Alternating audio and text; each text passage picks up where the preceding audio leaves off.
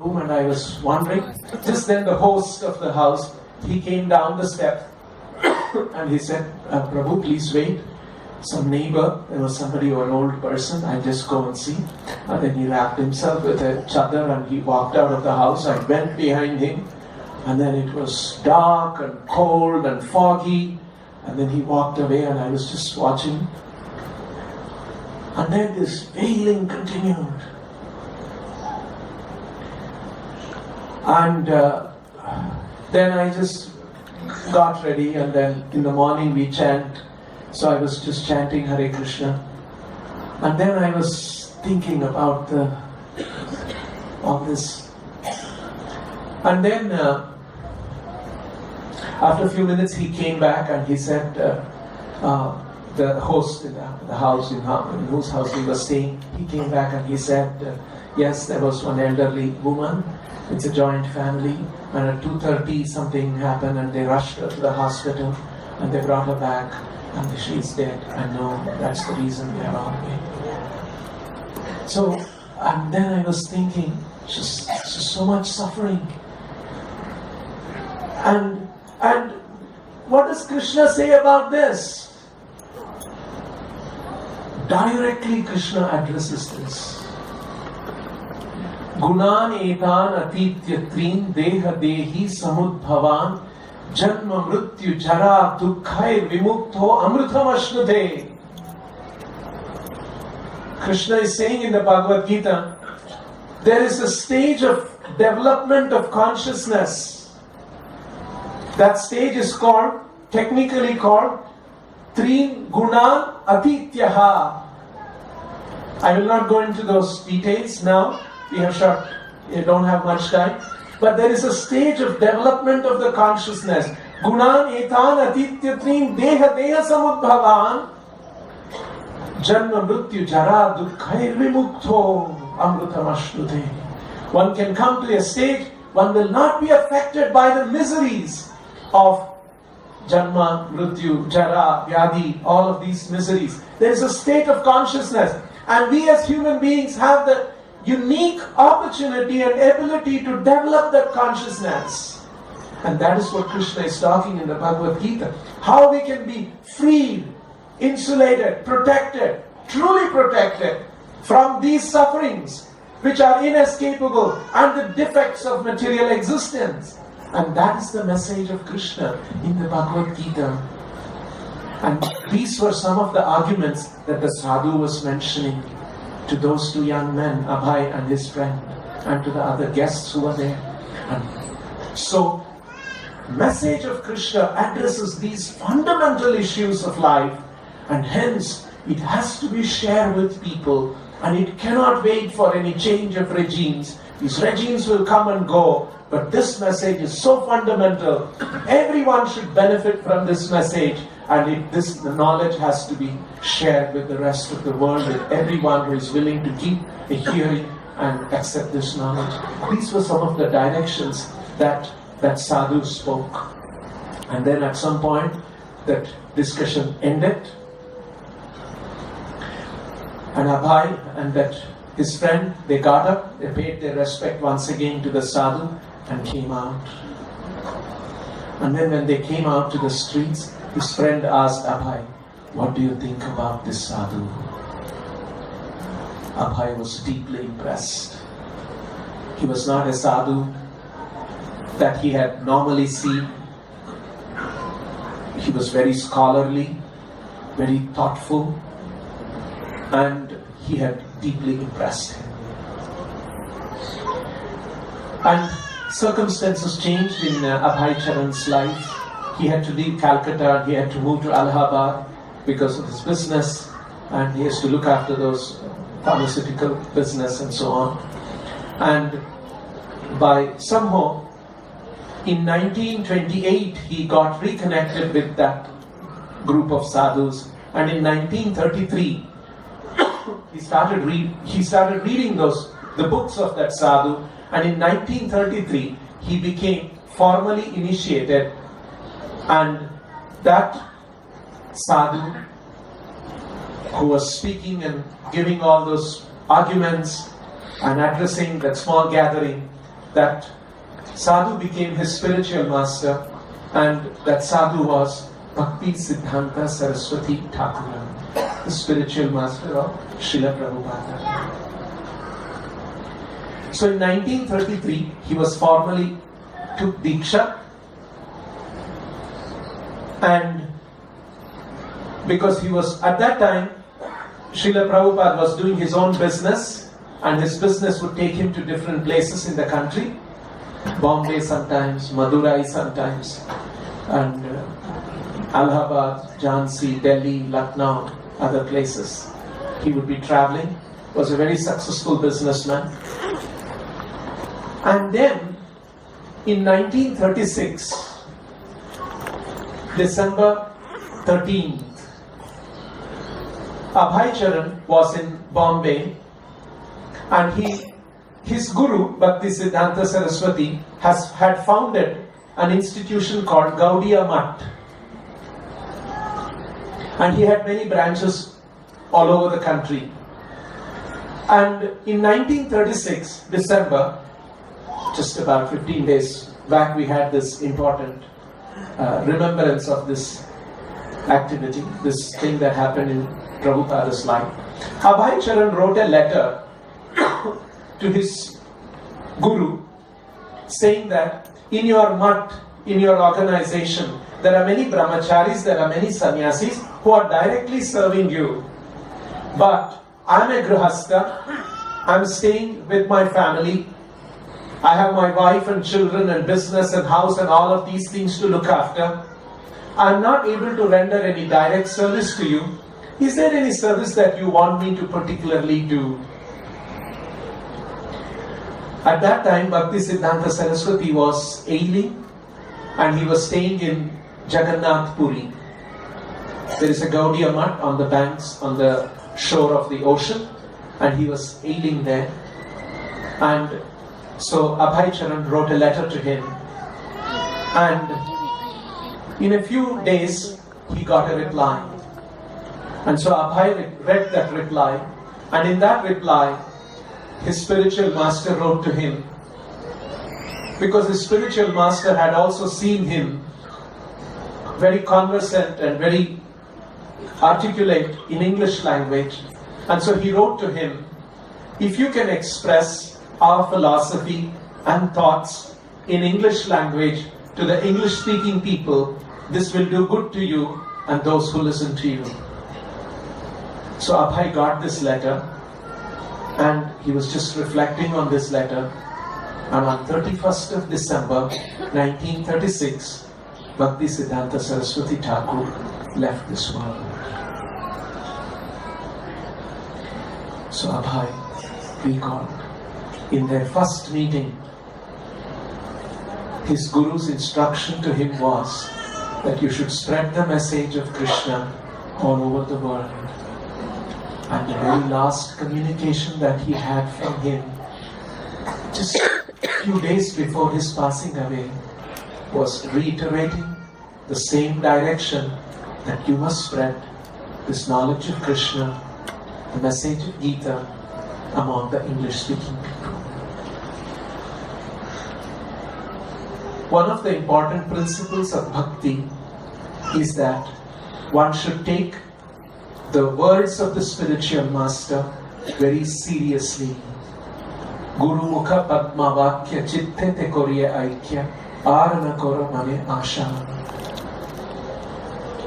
So, in the tradition of bhakti, which Bhakti Siddhanta Saraswati Thakur was teaching, and Srila Prabhupada was also just understanding, reading and so on, this principle of following the direction of the spiritual master seriously is an important principle. So Prabhupada took this instruction very seriously.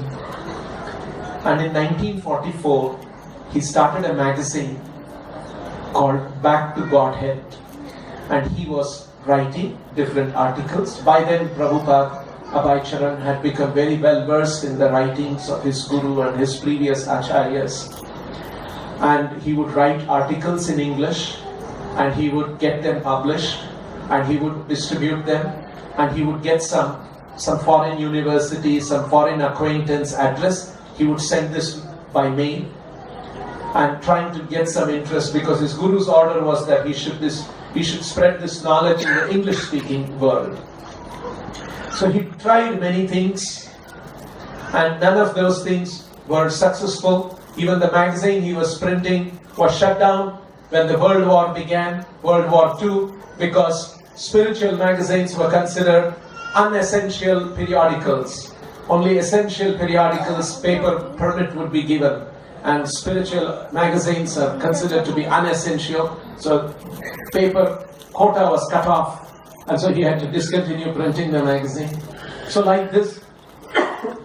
And then he made several attempts to start an institution in Lucknow, in Jhansi, in Allahabad, but all of them failed.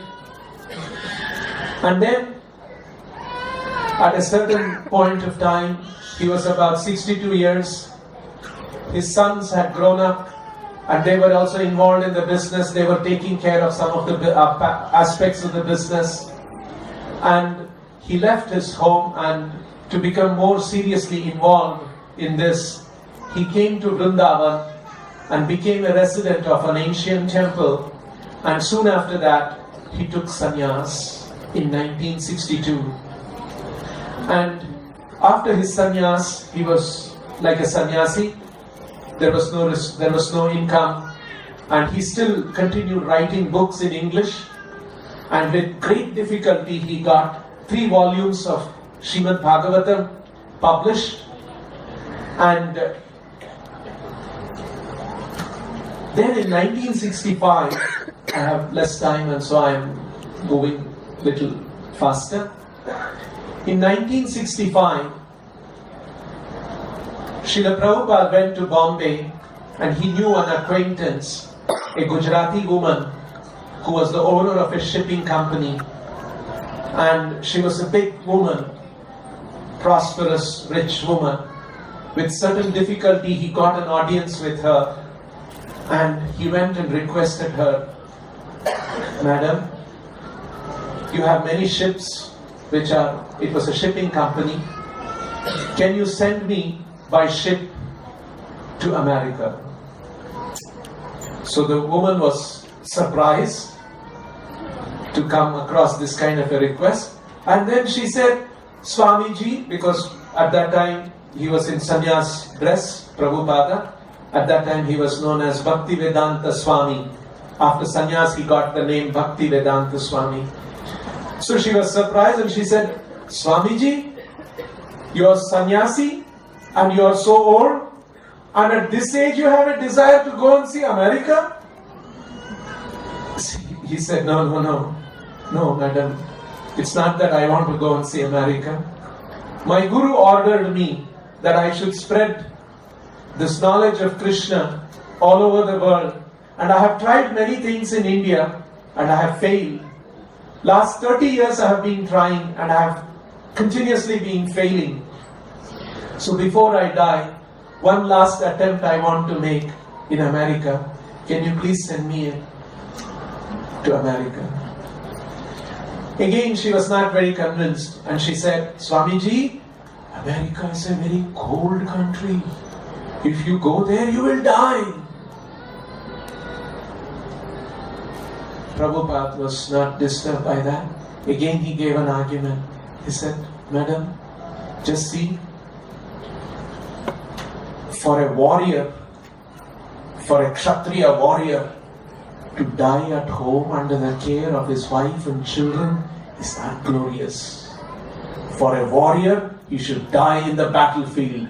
That's glorious. In the same way, I'm a warrior on behalf of Krishna.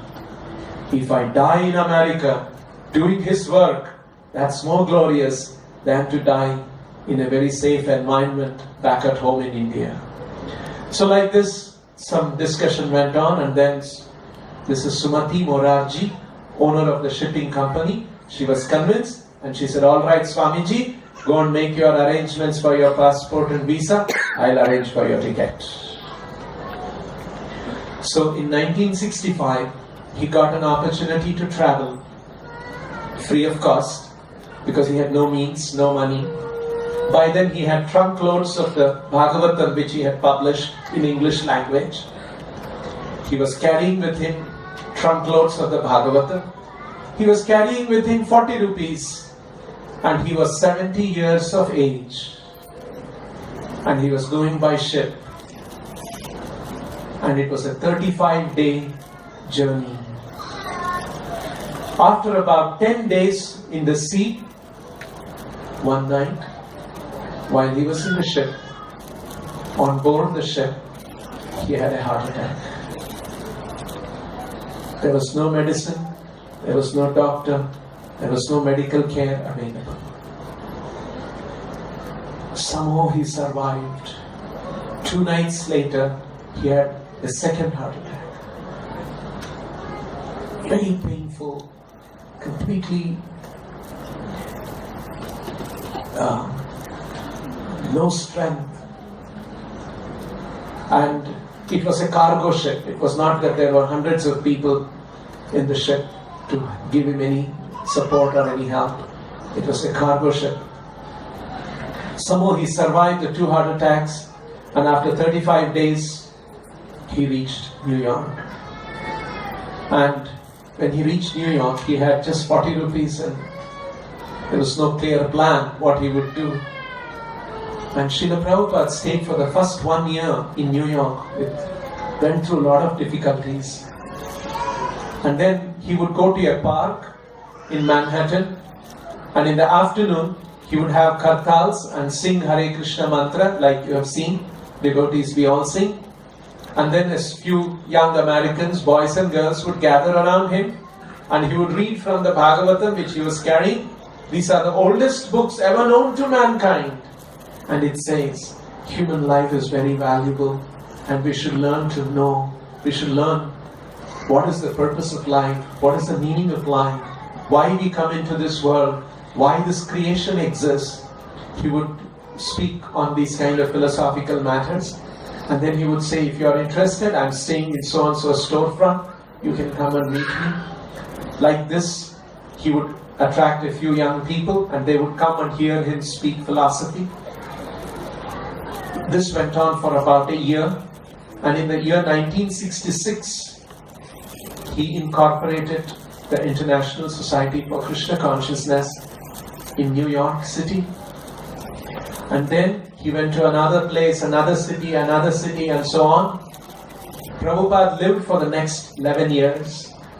And in those 11 years, he traveled around the world 14 times and established 108 Krishna temples. While Srila Prabhupada traveled all over the world, establishing temples and delivering lectures, inspiring people to take to Krishna Bhakti, he wrote over 70 books. His schedule was, he would sleep at about 9:30 in the night, wake up at 12 midnight. From 12 midnight up to about 5:30 in the morning, he would write books, translate books into English language, and then have them published. So, despite his age, failing health, travels around the world, different time zones, different continents, different cultures, establishing a worldwide movement. And he established a temple in Vrindavan and spent his last days. And in November of 1977, Srila Prabhupada left this world.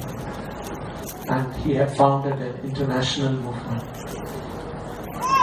So, this is the wonderful life of Srila Prabhupada, a life of sacrifice, a life of dedication, a life of devotion to spread the knowledge of Krishna, because this knowledge of Krishna has the immense potential to give us, to enrich our lives, to enlighten us, to give us that spiritual perspective, to give that opportunity to develop our consciousness, where even the greatest miseries of life will not appear as a misery. We will know how to face it, because we have learned to experience another kind of a spiritual bliss. Srila Prabhupada wanted to give that key to open that treasure house of spiritual bliss to all of us.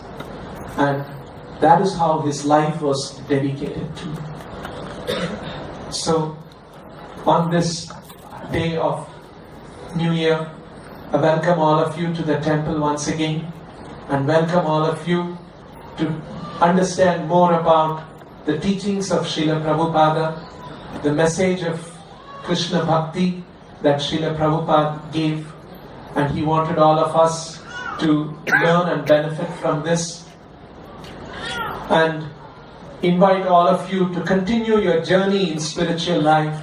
Our devotees are coming to your places and conducting these programs. Please continue to take advantage. Generally, there is one misunderstanding. If we have to take up spiritual life seriously, then what will happen to my family, my profession, my career, my pursuits, my ambitions? We usually think that one should be at the exclusion of the other. But no, it's not true. Actually, both can go concurrently. You can continue your pursuit of your material profession, career, doing well in life. None of those things can affect. You can, on another track in your life, you can continue spiritual development, spiritual growth. The two tracks can go on parallelly, concurrently in our lives. Just like some people do their profession, at the same time they learn some music, they like some literature or something else, some other hobby they have, and they try to pursue that also quite passionately. In the same way, you can be on one track pursuing your profession, personal life, duties and responsibilities, and also have a track to spiritual growth. So this is the message of Srila Prabhupada, and we invite all of you to continue practicing Krishna consciousness. And I've run out of time. I was supposed to have a few minutes of questions and answers, and I'll skip that one, and I'll request the organizers to come over the next program. Thank you very much.